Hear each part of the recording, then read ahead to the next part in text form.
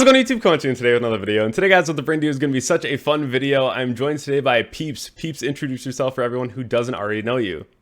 Yo, what is up, everybody? It's me, Peepsygo, which of course stands for Yu-Gi-Oh! I am a Twitch partner over on twitch.tv/PeepsYGO. I stream every Monday and Tuesday at 5 p.m. EST, and sometimes during the weekend. But my Yu-Gi-Oh! Content's on Monday and Tuesday, and I'm playing this game for a long time now at the competitive level, so I'm really excited to join the conversation with what we got prepared today. Tons of Earth Machine. Oh, well, yeah, okay. I'm a little bit of a pet decker too, but don't worry about that. Don't let that influence your opinion of me right now, okay? Hey, that's me with Striker and Tier, right? Like, those are the core two. So, totally understandable. This is going to be a super fun video today. Today, we're going to be talking about how we as a community just move on from certain decks, label decks as bad, label decks as good, what makes a deck good, why we think certain decks are bad at a time, and then they kind of just spring up and they become good. So it's going to be a really cool conversation. So I hope that you're here for it. If you haven't already checked out my sponsors over on Gem, Dragonshield, Imperium, ChainLink, Grimoire, Cloud, or my brand new sponsor, Riw Hobbies and Games, definitely go ahead and check them all out down below in the description. I appreciate each and every one of you. If you haven't already got a playmat over at Imperium Duelist or the Field Center over at ChainLink, definitely go ahead and grab both of those, especially while they're both on sale for Black Friday. And without further ado, let's hop right on into our first topic. So I'm going to hit you with a couple decks here. I'm going to ask you, is this deck good? And I just want your first response off the top of your head, okay? You got it. So Generator, is it a good deck? Yes or no? I'm going to say yes. To say yes. Okay. So how about Dinosaur? All right. You're going to look at me a little weird on this one. Okay. Okay. I know this is not... Are we talking about the current format, or are we just talking about in general? Like right now, just as a deck and being competitively viable. I still gotta say yes. And then we'll go to Exo Sister. Regrettably, I'm gonna say yes. Why? Okay, all right. Why? Well, it has tops recently. Okay. That's the thing that always sticks out in my mind. First and foremost, regardless of how I feel about a deck, if it's got the results, there's got to be something there, right? But it also, Shifter is a card that it can play, so that's pretty good. That's fair. I got two more for you, all right? All right, hit me. Rescue Ace. Of course it's good. And Branded Chimera. Man. Yeah, it's good. Okay, I did say all of these decks are good, which I can explain more in detail at some point. But yes, I think all of these decks are competitively viable decks. So I'm going to run through on these five. I went through on Generator, I would say it's a good deck. I think that it's a really underrated deck. It's pretty solid. Dino, awful. Would never play this deck. I think it's really bad unless they get like missed to 3 or like something way better for the deck. Exo, I disagree, but I'll explain why. But go ahead. Sure. Exo, I think this deck is also very bad. I think that the deck has little to no showing at most events that I've seen. It has top tier there, but it makes it no much better than any other deck that can randomly get a top. Interesting. Rescue, obviously, great deck. Fire deck, very good. Branded Chimera, I think that it falls somewhere between good and bad right now. I think that it's still solid for like a regional level, but I wouldn't bring it to a YCS. And so now we're going to kind of like run through each deck and have a conversation about it. So I wanted that first thought to kind of be there, and then we could kind of just have some devil's advocate. And that's what I really like, that even if you said yes to all of them, we can have a nice conversation now about why we think these decks are where they're at. Sure. So starting with Generator, why did you say yes to Generator? Again, it had a recent showing. That's the thing that's always going to, hold a lot of my opinion on the viability of a deck or not, right? Is if, like, regardless of what I think, if it went through a competitive event and had success, then I do think it has viability. Had that deck not gotten I think it was like a remote regional or something, and I got first place. Had that deck not had as good of a showing there as it did, I probably would have said no here, which kind of leads into this discussion that we're having, actually, because I didn't know the stuff that this deck could do. Right. And for those of you who are watching and listening right now, if you didn't know, there is a combo that hand rips like 3 or 4, whatever. I don't even know. I don't even know how many it does, but I know it has this like pretty good and decently consistent hand rip combo that it does. It was a runic generator deck. Yep. So, I was unaware of this deck's swag or whatever. So I would have said no, but now that I've seen what this deck can do by someone who is dedicated enough to, invest time into it and had the faith to do it, I will confidently say that yes, this is a good deck. Having Sleipnir being a 9 out of the Runic engine to have a quick rank 9 is very good. The new XCs is really crazy too. Right. The hand rip actually comes from Enter Blafnir, which is a really old XCs, which is very cool as well. So the deck itself has a lot of really good utility, and then they have a lot of really crazy boss monsters that are really easy to summon. So in general, I think the deck has a lot of viability. There's a lot the deck can do, and it has a lot of surprise factor because this is a deck that even if we understand right now that it's pretty solid, you go to an event with this, a lot of people are going to struggle to even interact with you because it's really hard to when you don't exactly know what the deck's doing. Right. And the deck has World Legacy's Monstrosity too, which like you activate a runic spell, summon a level 9, you use Monstrosity. I think it's like you summon 2 other level 9s with different names. Like that's nuts. And then you make double Enter Blathnir, you hand rip 2, and then you overlay the 2 Enter Blathnirs into Utopia Draco. I can't remember his name, but the negate, that crazy card. That's it. Yeah. It's like I had no idea that this deck could do this, and this is like this deck right here is a big reason that I even wanted to involve myself in this discussion in the first place. So I'm happy you brought it up as the first one. But, it's very easy to be like, nobody has played Generator competitively before. So it is easy to call this deck bad. But there are so many decks that are just underexplored or underrepresented by not the right people playing them or whatever, and it's like it's very easy to just be like, this deck clearly isn't good because nobody's used it in a way that I deem to be a successful way of using a deck, right? But I'm convinced now, so I think this deck is still very viable. Yeah, just being even as a tier 2 strategy, I think that it's really solid. I know a lot of people would put it as like rogue even, but I think once people understand like what the deck can do and start really figuring out other builds with it, because it's just one person that did well, because there's still so much more innovation to happen. It's just a deck that can perform very well. It has a lot of utility and a lot of different things in the deck that it can do. So I think there's a lot of promise in that moving forward. So when we talk about a deck like Dino that's had such long longevity in the game, right? There's been so many iterations of Dino. When we got Lithos Edge back in the ban list, everyone was like, oh no, like, what is this going to do for the game? But at the same time, there's only one Misk. And even if they use Misk and then they banish it and you ash it, they also just lose. So it's a little unfortunate, but I mean, there are combo variants of it, but I don't think this deck's very good at all. Okay. Look, this is another thing about this discussion is when we talk about, is this deck good? Right. You and I both play the game competitively. Right. So I'm going to ask you, if you don't mind me interrogating this a little bit. All right. What do you mean when you say good? So what is your definition of good? When I say good, typically it's like when we get a brand new deck. So let's take like Centurion, for example, right? Because it's a brand new deck. It caused a lot of crazy hype. The deck's still pretty expensive, but a lot of people are very 50-50 on the deck, right? Right. On paper, the deck seems like it's pretty solid because you can put up like Calamity real quick and what have you.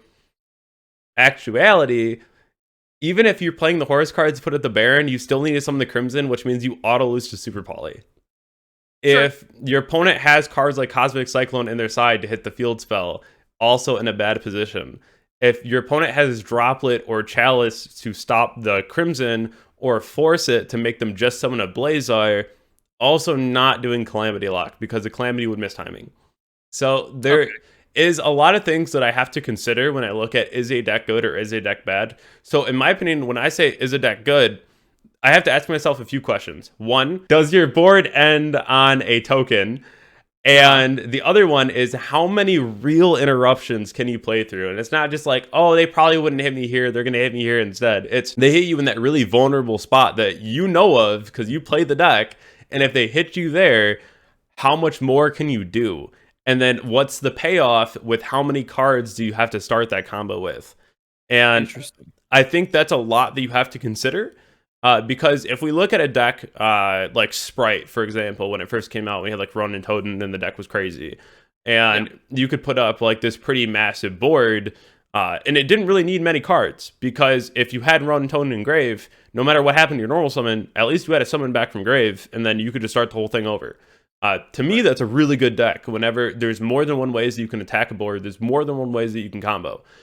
Same with Tier. I think Tier is really solid right now because, again, there's more than one way to combo and there's more than one line of play. If there's only ever one line of play in most like mid-range strategies, I don't think that's necessarily bad. But at the same time, you need to play a lot of supplemental cards to make sure that those cards go through, like cross out, like you're called by. So if we were to look at a deck like, I don't know, Alien, right? And we're just like, is this that good? Everyone's just going to laugh at it and be like, that deck's awful, right? But at the same time, there's reasons for that. It's because its board presence isn't crazy. There's no like combo cards that'll pop off. Like it's reliant on counters. The deck can't rely on too many things, right? Like you also can't rely on your normal summon. And that's why decks like IDS phased out. It's just like you cannot rely on a normal summon to be like your point of contention. It's just never going to be that good. So that would be for me at least. It's just like, why is your deck like good? That would be mine. So, okay. I heard a couple things when you were giving your definition, which is one, evaluate what the deck is either countered by or loses to. Sure. And two, how linear is it? Right? How many like lines of play, that kind of stuff. Like, like how linear it is, like how many varying lines of play it has to be able to push through interaction. And then, those are really the two big points I heard you talking about when it came to the viability of a deck, right? Yeah.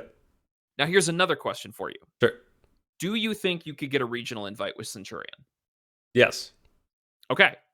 All right. Do you think you could top 8 a regional with Centurion? Hypothetically, you could, but I think that you'd have a really hard time. Okay. So when I look at a deck, I look at see, I'm what you call an optimist. Okay. I look at the positives of what a deck can bring to the table. Sure. And then build around it from there. So let's start with Centurion again, right? Okay. Centurion, the example you brought up. I think Centurion is a pretty strong one-card combo deck. Even ignoring the Calamity Lock. I don't even care about the Calamity Lock. Okay. Even ignoring that, I think the deck is a strong one-card starter deck that has a ton of room for non-engine. Sure. Right? It has a ton of room for non-engine. And it has room for supplemental engines like the Horus cards that you brought up. Okay? So it does have weaknesses 100%. There are cards that counter those. However, you brought up Cosmic Cyclone, which is a card I do not believe to be in the format right now, right? Sure. So those are weaknesses that the deck has, but I consider Centurion to be a good deck because it has something that not every deck has right now, which is a wide berth of space for non-engine. And it's just probably one of the better one-card combo decks right now, which of course is a downfall because if it's a one-card combo deck, it can lose to one hand trap for sure. But then there are things you can include in your deck to make up for that weakness. Maybe you want to play Crossout, maybe you want to play Talents, kind of stuff like that. So, I'm not going to say your opinion about Centurion is wrong. I just think that the way we evaluate a deck on if it's good or if it's bad causes us to have different opinions on that deck. Because I would put Centurion in a pretty positive light. I'm not going to say it's tier 1 by any stretch of the imagination if we were to turn this into a tier list video, which we're not going to do. But I would feel comfortable calling Centurion a good deck. So I think that overall, whenever I look at a deck, especially like a new one, because for me, I'm also going to try to play Fire King in January when we get Bonfire. Yeah. Because I think that deck's going to be insane. And we can talk about that. But it's one of those things where I will not read a single card. I'll build the entire deck, just like find a build for like whatever the newest deck is, right? Go into a solo mode and just like organically learn the cards and be like, oh, this does this and this interacts here. That's cool. And then for me, I will try to find reasons that the deck is bad. Like I will try to find the reason as to why I shouldn't play that deck. Because I don't want to get to a point where I'm like, oh, these cards are so good, and just cope so hard to believe the deck's good, go to a regional and just lose every round because I was like, oh, I really overthought this one scenario. So it's interesting, but I always try to find a reason why it's bad, but I always want it to be good. But so I don't know. I guess I try to be optimistic, but I also try to like just look at a deck from every angle and try to find out why it isn't. That's a good way to do it, and I could probably do better at doing that myself. But what I'm going to do right now is I'm going to loop this conversation back around to Dino. Okay. All right. The reason I say Dino is a good deck is because I firmly believe that you could take Dinosaur to a regional and at least get an invite with it, which people have this format, by the way. I don't know post Age of Overlord if anybody's done it, but I know last format they did it, and I think you could still do it this format too. I think there are builds of Dinosaur where you can include an appropriate amount of non-dungeon. I know this because I played the deck. I took it to a few tournaments so far.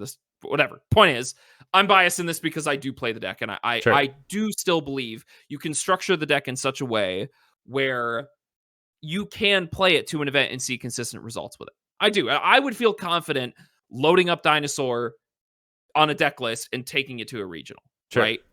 Because, and that's the biggest thing. My biggest metric for if I could call a deck good is, do I feel confident that this deck could do well with a good pilot at a regional, right? I think a regional is a good bar for the quality of a deck. And when I say regional, by the way, some people might be watching it like, what? A regional? That's nothing. In our area, because me and Gigi over here, we live in a similar area. When we go to regional, it's 8 rounds at least, and that's rare. It's like 9, 10 rounds. It's 10-round regionals go hard. They go a little too hard. We're fighting for our lives out here. All right. But I would feel if it was a 10-rounder and I had Dinosaur, my Dinosaur list that I was taking, I would take it to a regional, and I would feel pretty comfortable about it. You know, I think there are qualities that the deck has that are very good. Now, okay, am I going to say it's better than the best decks of the format? Absolutely not. It has a critical failure to Droll, with the caveat that Dino actually does have a line to set up multiple interruptions through Droll, thanks to Xenometeorus and all those new cards. You know Listen, what I mean? I'm not sleeping on Lars either. That card's crazy. That card is crazy, right? There are benefits to Dino. It still has the things it does well. It still does. Okay. That is why I don't like to ascribe the label of bad to a deck when there are innate positives that deck has that should be considered. You know what I mean? Like Lars is a card that just came out, and Dino plays that card really well. Yep. And it just hasn't seen that level of, I think, experimentation that the deck could benefit with. You know what I mean? Like, think about something like this. Like, what if Dino, this isn't my list, but now that I'm thinking about it, I'm just spitballing here. What if Dino was structured in a way in which you played 3 Xenometeorus, like the new level 6, 3 of the Earth True King, maybe like, or maybe, I don't know, maybe you want to include Diagram, maybe you don't, but you load up on like 6 babies or whatever. So that way you're constantly getting Lars out on the board no matter the hand. I'm convincing myself to build this right now. I'm literally going to load up Dueling Book when we're done and try this out. Like, there's just a lot of stuff you can do with the deck that I think when people continue to call it bad, that cause us to just go, let's just write it off, when there's some valuable experimentation that could be done. So, Peeps, let me make you a bet. Sure. And I usually wouldn't do this because I really value my time at regionals, because I really like performing and doing well at the regionals I go to. But, chat, and anyone who is watching this video, if this video gets 10,000 views in the first week of it going up, 10,000, if this video does that number, I want everyone to comment down below what you think is a bad deck in this game. And then I'll make a separate post, and then we are going to see whoever's post gets the highest like count. As long as it's like somewhat competitively viable, I'll play that deck at a regional. So whether it's Dino, whether it's Exo, whether it's one of the decks that I would typically call bad, even Salad, I will run it at a regional, and I will try to make it as competitively viable as possible. I'll jump on with you and help you build it, by the way. This is like a thing that I do for a little bit of background. Throughout my time playing this game, this is for all the viewers at home. Throughout my time playing this game, there's only one event that I have played like a meta deck for. I don't, and it's not that I'm like, oh, meta sheeps or whatever. It's like, I genuinely enjoy playing rogue and playing underexplored strategies. Like, that is just what I like to do. So I have a bit of a nuance when it comes to building off the wall stuff. So I will absolutely, if you would accept my help, I would absolutely jump on and help build whatever garbage the YouTube comments come up with. No problem. We will try to make it happen. And, you know, that is, my word is my bond. So if this gets 10,000 first week, we are playing something that we deem bad at a regional. And again, it can't be like Alien or something. You got to give me a chance. But like something that I would deem bad, like Madolche, Dino, Exo, just something from that category. And we will run it for an event, and we'll see how it goes. Well, now, actually, you brought up Alien. I do want to talk about that a little bit. Now, I'm not saying the Alien cards are good, but have you read that new Ogdoadic quick play spell? No, even though I love Ogdoadics. Those cards are really cool. That card is crazy. What does it do? That card is insane. It summons like 4 tokens with no restriction. You just do it. Okay. I'm serious. Like, the card's nuts. My buddy was talking about it. He used to play Ogdoadic before, and he was like, I mean, this is just what the card does. You can think about the deck whatever you want, but this card summons 4 tokens with no restriction. Right. All right. That's pretty cool, though. I love those cards. Those cards are so good. I know. Talking about another one of the decks that I bring up here is Exo.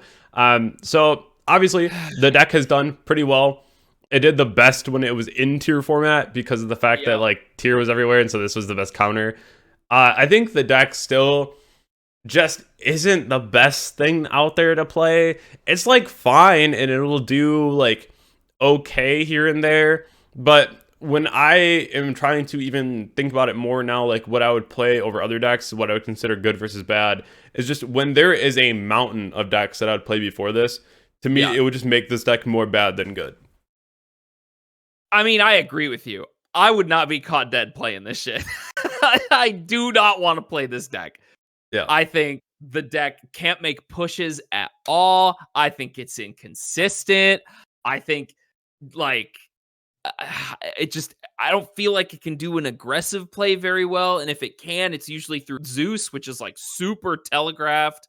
Yep. Like, I don't know. Like, but it keeps winning shit.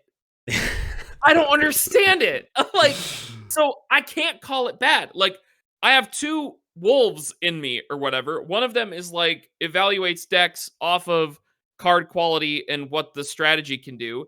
And the second is like results, you know, is the deck like, is it putting up results? And if, like, I don't know, I got to listen to the one that's putting up results because people keep winning. Yeah. And it can't just be off the back of Shifter. It can't. Like, I understand that Shifter is definitely winning games in Exosister, but like, it can't just be a 3 of, an unsearchable 3 of in a deck, you know? Right. I'm sorry, the deck has to do something other than that. I've played against it. I've lost games to Exosister, all right? I'm not going to say every time I roll up against Exo, I just instantly 2-0. That's not what happens. I've lost to it before.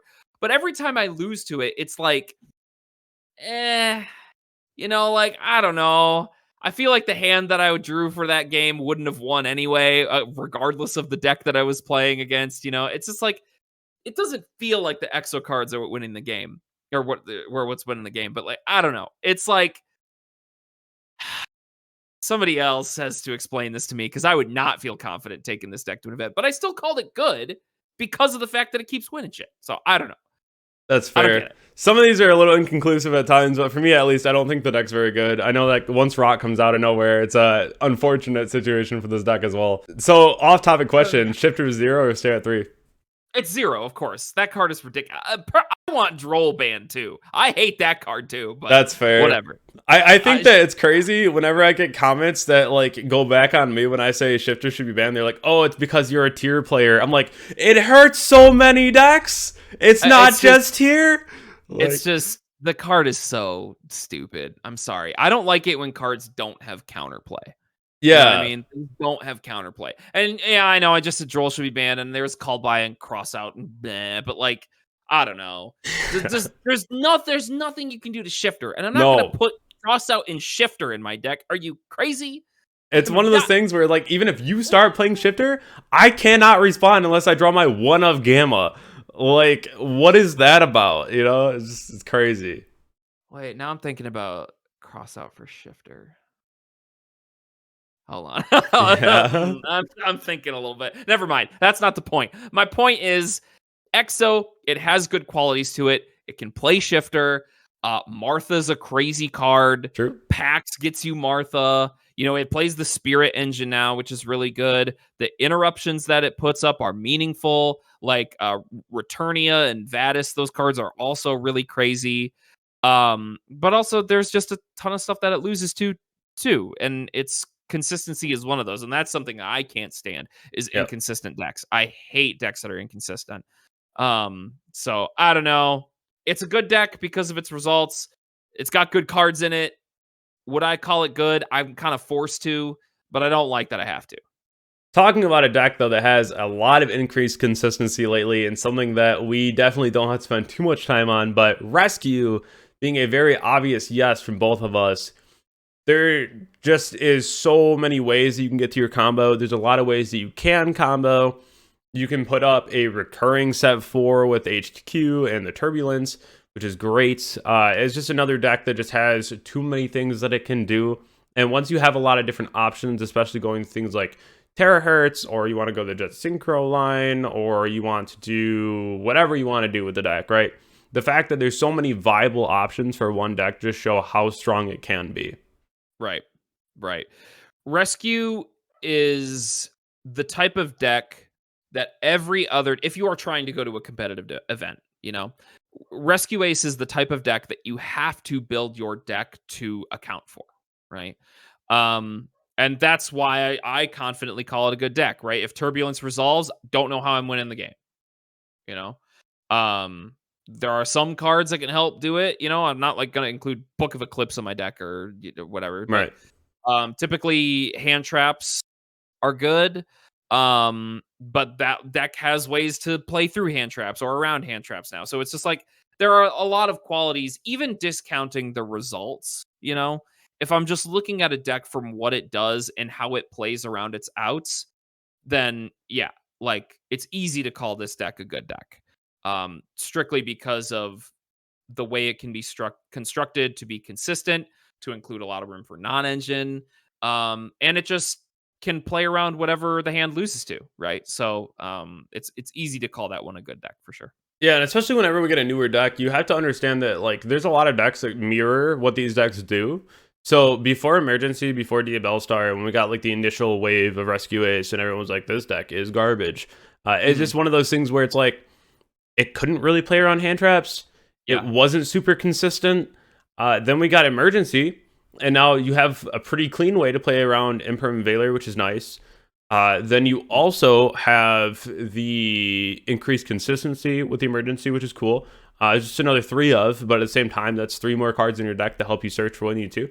And then we got the Diabell Star cards, which are just increased consistency across the board. So Nuts.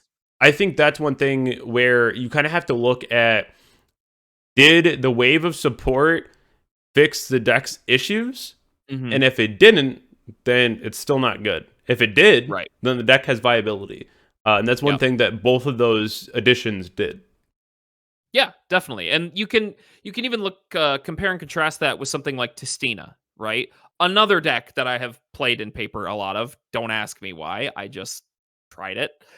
That is a deck that I can confidently call bad. And I know a lot of people are going to be like, "Oh my god, he's going to say every deck is good." Well, here you go. That deck is not good. And that comes down to the design, right? The cards have effects that don't work together, you know? Why does Sentinel pop something? Like there's nothing in the archetype that synergizes off of that. Like there's a ton of stuff that is in the Tistina archetype that just does not make sense.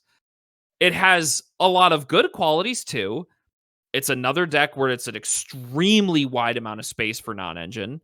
It has a very consistent going second game plan and push. Like if you resolve the field spells effect to summon Crystal God from the deck, you're just winning the game. Like the game is over at that point. But it's super inconsistent because it's all full of 2-card combos, and the support that it got, like play was good, you know, but it didn't fix a lot of the deck's problems. So that's an example of a deck that did not get the support it needed from a second wave, in contrast to Rescue Ace there. So that is a deck that I would confidently call bad because of that, right? No, absolutely. I think that's really important to note as well. Just being able to compare and contrast between good and bad decks. And I did say that Branded Chimera probably fine at a regional level, but not at a YCS level. And there are a lot of different decks out there like that you have to be able to contend for 12 rounds at a YCS, which is a lot of rounds. Sure. And if your deck is even the slightest bit inconsistent, you can start running into problems where you have to accept that you're going to brick at least one or two of those matches. And it's not just because you played bad, it's because you literally couldn't play. Right. And I think at like a regional level, there's a lot of different decks you'll play against rather than like a YCS level. And this is where this deck can do pretty well. Definitely an invite 100% if you play this. Like, you're fine with that. Getting top 8, it's going to be a struggle, but it's not necessarily out of your reach. Yeah. But at a YCS is probably not something that I would take somewhere. And that's another thing that you kind of have to put into, and I'll just kind of tie this into our next slide here, of what makes a deck good. And that's for me where if a deck can compete for 12 rounds and every single combo I'm seeing throughout the day is a little bit more organic than the last, and I'm able to put up the same or at least similar boards, or put up a small board that allows me to live till turn 3, I think that's what makes a deck very good. Because even in a deck like Tier, I talk about Tier a lot because I play Tier right now as well. But at the same point, like, there are boards that you end where it's like SP Super Poly Pass, and that might not seem super crazy, but that's a lot to play through. It is. And it is for sure. I feel like even with your discards, like sometimes it's Kelbeck or Agito, you know, and you're just like going to the casino. So it's one of those things where if a deck can play even in a minimalist state, I think that it's a good deck. Yeah, I think it's important now that we're moving on to what makes a deck good, because Branded Chimera is not much to talk about there or whatever. You know? But when it comes to what to look out for when evaluating a deck, be it a new deck, an old deck, an underexplored deck, whatever, is its consistency. What can it do to make up for any consistency issues? Like, can it play Pot of Prosperity or whatever? It's flexibility with non-engine. It's another big thing. I love decks that have a lot of non-engine space, whilst also being consistent, right? And then it doesn't have a flexible game plan, because look, what you just talked about with Tier, super important.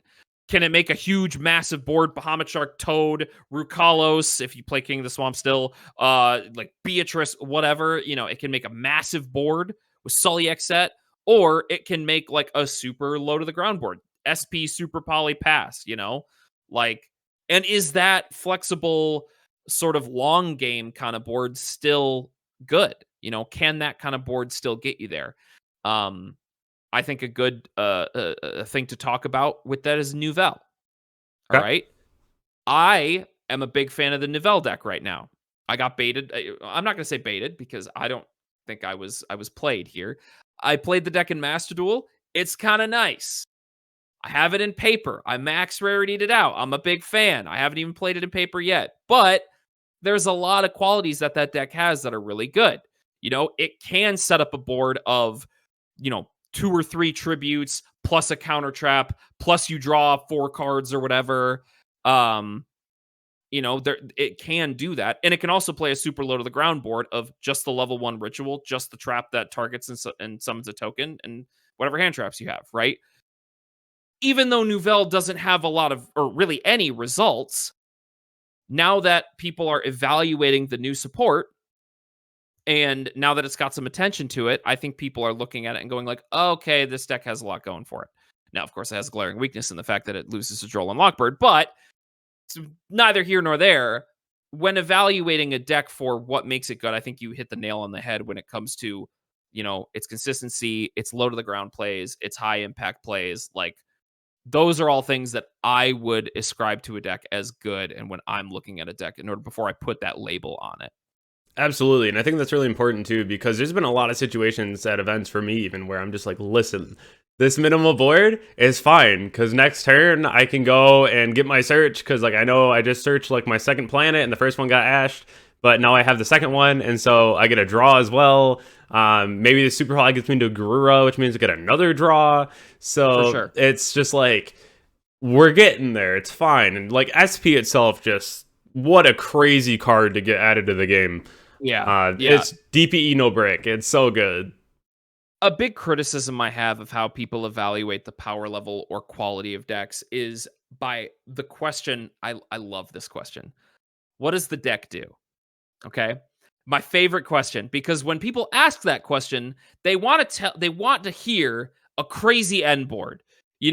Baron, Apo, SP, IP, counter trap, 4 hand traps in hand. That's what they want to hear, right? But people forget that Yu-Gi-Oh! Don't always go that way. You're playing against another person, all right?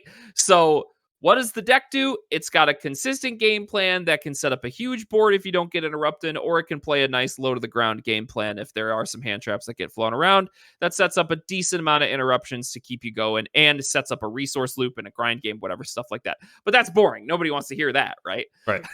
That's my personal frustration when you ask the question, well, what does the deck do? Okay, well, I can't explain all that to you. I can't explain to you in a very short amount of words how the deck is good at side decking, what its grind game is like, what its resource loop is like. Like, you just have to experience that by playing the deck in a tournament setting. And that's a good way to like understand all the qualities of a deck, right? And how easy a deck can side deck is massive. People forget you play over half of your games post-siding. That is a huge part of competitive play. You have to understand how a deck is good at side decking for various formats too, So there's my spiel about my criticism of the community when it comes to evaluating the playability of a deck. See, I love that you brought that up though on what does the deck do, because the second somebody goes like 4 negates, 3 back row, cards in grave, field spell, hand traps, I just call cap immediately. Exactly. I'm just like, okay, like, your opponent drew Cycle Reader against Salamangreat. Like, what happened? Just like that shouldn't happen at all. And here's a picture of an end board. This deck is crazy. I'm like, bro, yeah. This tells me nothing. But like, if you tell me, be like, hey, so like, these are 2 of my most important stops, and both of them got stopped, and I still put up like 3 interruption, it's pretty solid. Seems like a good deck to me. When I play Striker, a lot of times I'm committing very few resources. Like, instead of setting like both anchors, I set 1. And then instead of double imperm, I'll set like 1 imperm, and then just like go ahead like past my opponent, because I know that's enough to survive the turn. It's like if you're playing Dragon, you have Seal Ash or something, right? Like Seal Valor, Seal Nib. You know that you're probably living. Yeah. You don't 100%. Have to commit super hard to like Seal's Baron or like anything else, because turn 3 is really important when it comes to just going ahead and ending out a game. So if you allow yourself to get your full board cracked by like these crazy blowouts, because back before when we were playing Goki and all these other decks, and you had those 6 negate end boards that your opponent couldn't respond to because we didn't have half the cards we do now, that was then.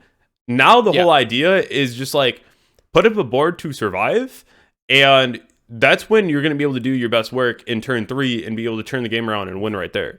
100%. That's actually why I'm really a fan of where Yu-Gi-Oh! Is at in general. Yes, there are cards that annoy the shit out of me, like Shifter and all that, but like that description right there of, the game is kind of orienting itself in this mid-rangey style of play where you don't set up this massive full negate board that your opponent can't break and then you kill them next turn. It's like you set up for, you have to include a resource loop too within your game plan, or some sort of advantage engine I love that about the game right now. Absolutely. And shout out to Eileen on Twitter too. I know that she posted a whole thing about that too.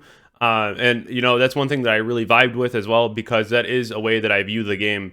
And I think that's really important when it comes to having that resource loop, because that's one of the things that I do look for in a deck that I can play.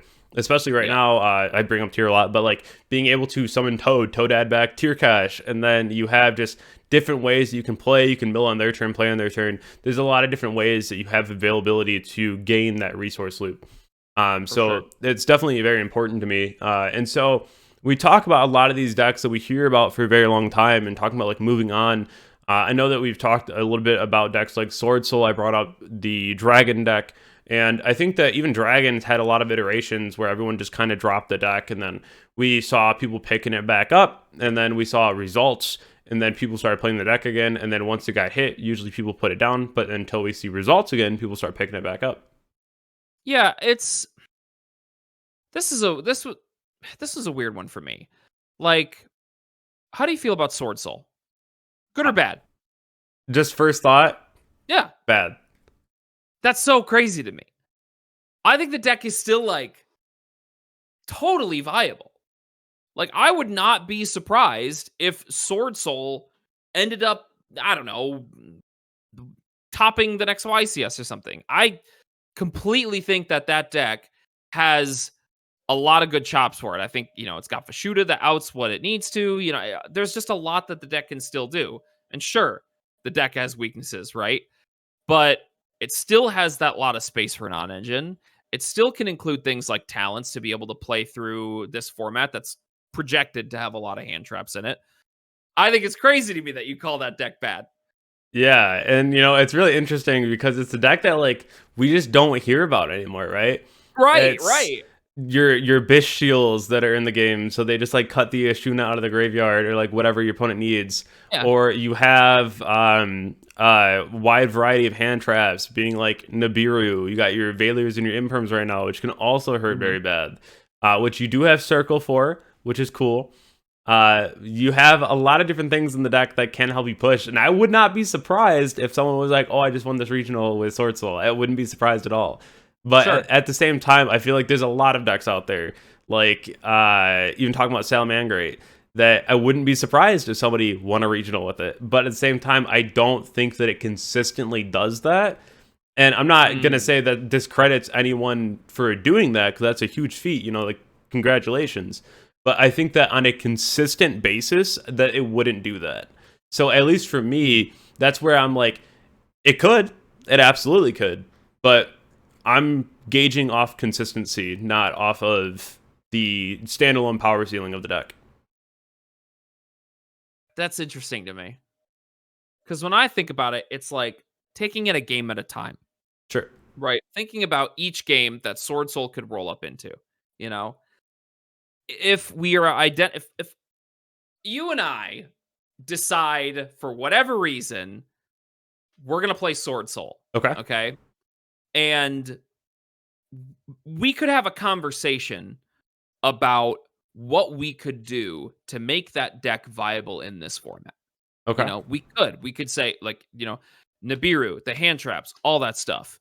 There are things we could do with Sword Soul that could accommodate the hand trap heavy format that we're heading into. We could. Again, allegedly, I don't know if I fully cotton on to that, but whatever. I think it plays really well with talents. I think you could play 3 copies of Circle to dodge Impermanent Veiler, all that. I think there are legitimately things we could do to bring that deck back up to the necessary power level. Um, so just right there, being able to have that conversation about, we know this deck has the chops and it has a good, consistent game plan. And the fact that it has slots to be able to switch it up and play around the format or adapt to the format, basically, that to me would label it as a good deck still. And that's why the whole idea of moving on is very interesting to me, because it could be that people are just bored with it and they don't want to play it anymore. Um, but I don't know if that's really the reason. I just think that, I guess, people have lost faith in it. Um, I'm not trying to advocate that everybody play Sword Soul again. I'm just saying that I think the idea that we just move on from a deck that is still, I guess, in my opinion, could be well positioned for the format still, or could adapt to the format. It's just interesting how the community is quick to label a deck as bad simply because time has moved on, rather than evaluating the deck for its power, like you did. To give credit to you, it's weak to the Bestials, sure. It's weak to Nibiru and hand traps that are projected to be in main decks moving forward. But I criticize calling it bad without looking at how it could adapt to be able to play around those answers to it. That's completely fair. I think that we have to have like some kind of baseline though, as far as like if I were to make a tier list today, right? Yeah. It would be in the tier list for sure. But for me, at least, it wouldn't be super high up, and that's based on what we have right now and what we are actually actively exploring. And I think this ties into my last point here, which is influencers and deck viability. Because if we see 6 different tier list videos, right?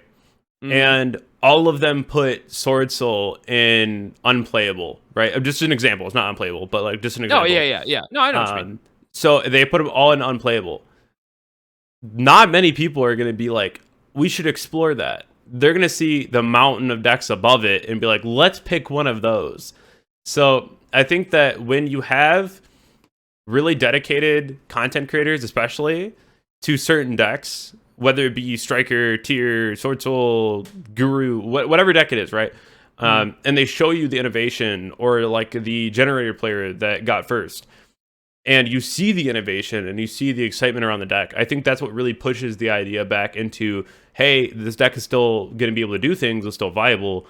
And I think that it's kind of one of those out of sight, out of mind, where you're not really seeing the deck do a whole lot. You're not hearing about the deck, so you're just kind of playing the decks that you're hearing about and seeing. I put on here Guru because this is another one of those things where you don't know a deck is viable sometimes until you hear about it. Back Chicago 2019, this was when the deck it was its very first event was Subterror, and it actually topped the YCS in a couple places, which was really exciting. I actually brought the deck myself, and nobody knew what the cards did, and it's just because no one really looked at it before the event because there was Guard Dragon going around, Lunalight going around, like it was a crazy format. But Guru just decided that it was going to be really crazy for the event. And I think that's another thing that's really important when it comes to talking about if a deck is good or bad. It's how often it's talked about. Yep. Yeah, that plays a huge part in it, right? Like that Runic Generator deck, nobody really knew about it. I never heard of Runic Generator. I know that's just anecdotal, but I think people are going to be much more open to exploring it now because that one person played it and now it's in the public eye. But something I do want to point out that's very important is that person played that deck. I don't know if he came up with it, but nobody knew about that before that person played it, right? So keeping your mind open to underexplored decks is super important because you might come up with something that's super impactful for a metagame, right? I now have to learn what generator cards do. You know how awful that is? That's fair. That sucks, But it's a legit strategy that somebody came up with. And I think if you are getting your opinions of the game solely from content creators, is fine. No criticism of content creators or anybody that does that. Hell, I'm a content creator, right? I want you to listen to my opinion because of course, I think my opinion is valuable. I make content about the game.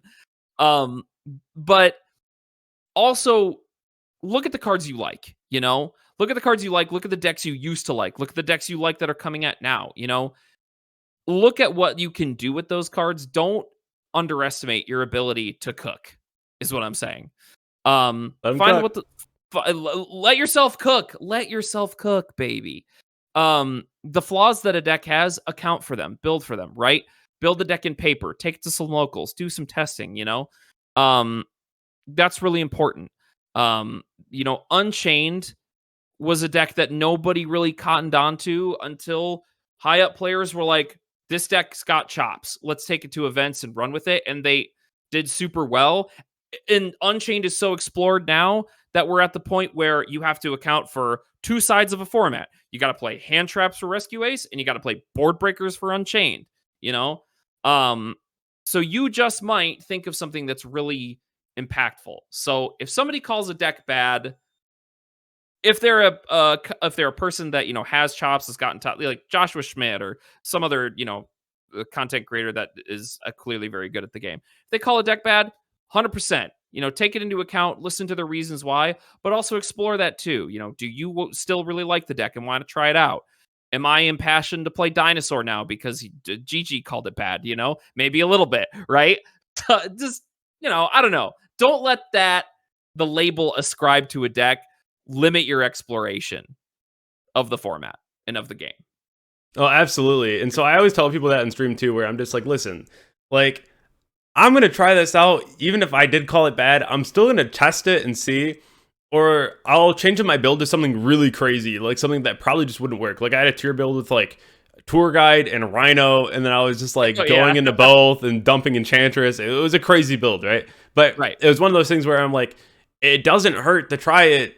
Just it doesn't have to be set in stone. You're just trying it. It's fine. And plus, it's like DB. Like who cares? It's internet points.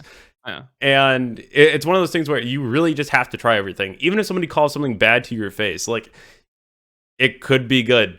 It could be fun. Subterror was dog water. And then it got Guru. And then the deck was like, wow, this deck does a lot.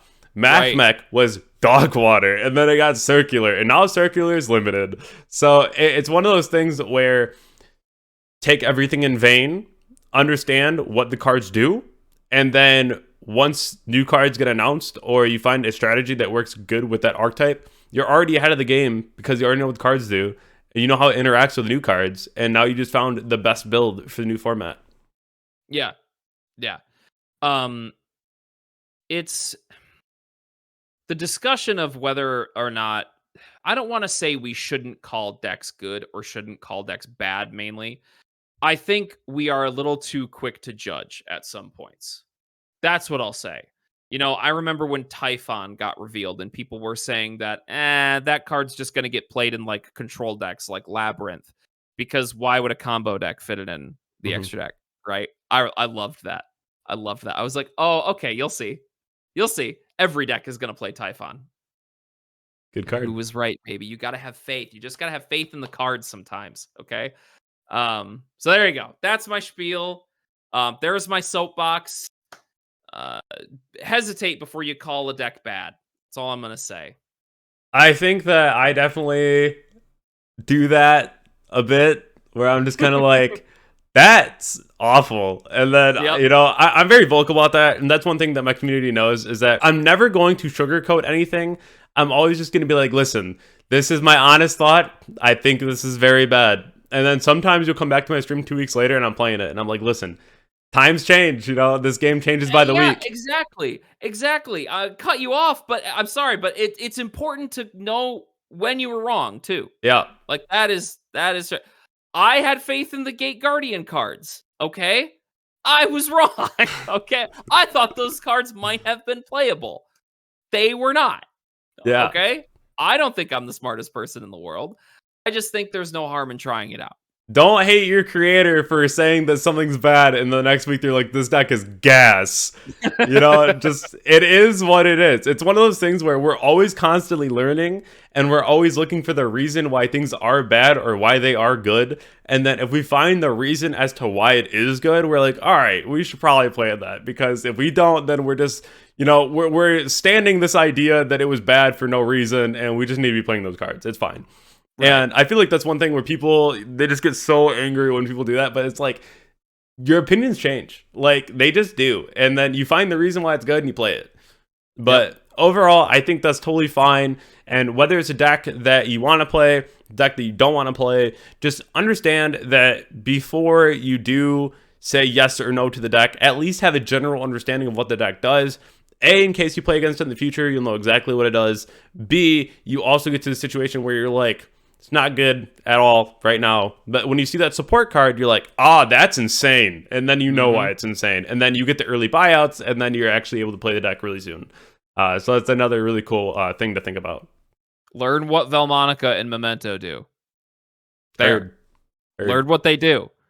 Because am I going to call those decks good? No. Yep. But That's what happened with Pearly, right? Yep. So We never know with these side sets anymore. We're like, these decks suck, and then all of a sudden they're like, wow, each one of them won a YCS, and we're like, crazy. Yeah. They print like a common quick play spell or something in the next set that just says, if you're playing this deck and you activate this card, you win the game. Pretty crazy, honestly, and I'm pretty glad that we get cards like that. Again, Guru, Circular, we've seen it all so far, so I'm excited to see what more we will get. All right, when I think about cards I'm glad to get, Guru and Circular are not the two cards that come to mind, but sure. It's just talking about like what they did for the deck, right? Yeah, I understand. I understand what you meant. I just don't know if I have the same sentiment that you do. That is fair. Well, peeps, I appreciate you joining me today on this video. It's a very fun topic to discuss, and I hope that a lot of people down below in the comment section have a lot of different ideas when it comes to this too. And what do you determine as a good deck? Like, how do you determine that it's a good deck? Definitely be interested to hear what you have to say about that. Definitely go ahead and check out Peeps. I'll leave his links down below in the description. Thank you so much for joining me, though. It was a very fun topic.